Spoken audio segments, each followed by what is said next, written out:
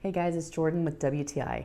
So if you or your child needs something to keep their hands busy, maybe it's anxiety or just to stay calm, this is addictive. I had to use it last week during a meeting. I was in a meeting for a few days, all day meeting, and you just get tense, right?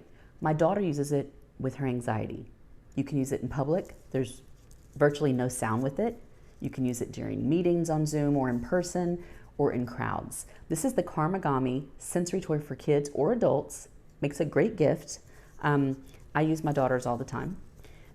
And this is the it's called kaleidoscope. It looks like a kaleidoscope, and the color is pixels.